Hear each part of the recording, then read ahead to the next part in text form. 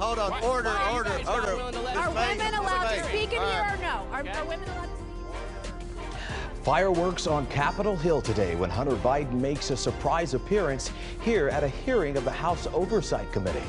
Today, its members voted to hold the president's son in contempt of Congress. And KCAL News reporter Natalie Brand shows us the very moments the hearing turned to chaos.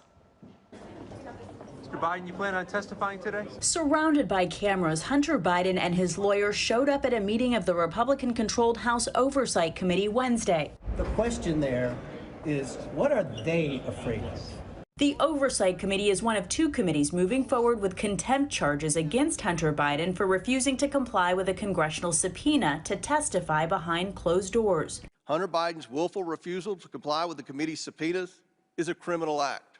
But Democrats pointed out that the president's son has repeatedly said he is willing to testify in public. He has materially, substantially, in good faith complied with what your requests were. The committees want Hunter Biden's testimony as part of an impeachment inquiry into President Biden.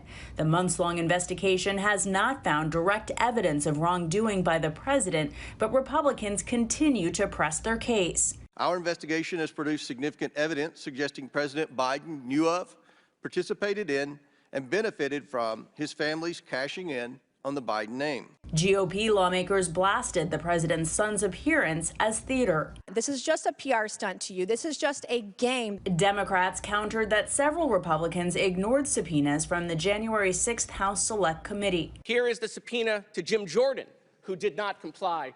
Hunter Biden walked out of the hearing just as Republican Congresswoman Marjorie Taylor Greene began to speak. She had displayed explicit photos of him during a committee meeting last summer.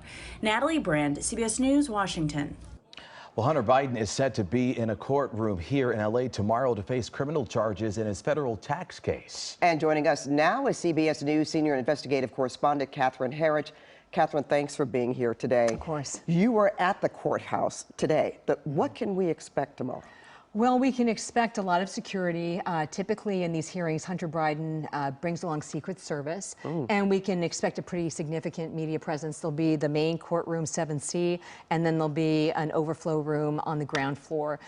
These hearings should be fairly straightforward, a reading of the charges, likely the entry of a plea, but I know from my own experience being inside the courtroom with this case, you have to expect the unexpected. Like today. Well, how does the California tax case compare to the other cases?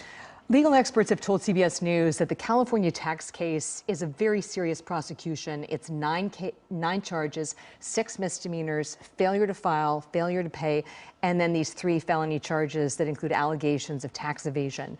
He has this second criminal prosecution in Delaware. That's 3 felony gun charges. The allegation there is that he was a drug user when he obtained and then also owned a handgun. He's entered a plea there of not guilty, but he's looking at the prospect of 2 criminal prosecutions running simultaneously in 2 separate states as his father's running for president. I want to say, how do you do that, you know? And another question, could there be a surprise tomorrow? When I say a surprise, could there even be more charges to come up, or is that, you know, we know what he's going to be charged with? I've had 2 legal experts do an analysis of this indictment here in California, and this is really the indictment to watch.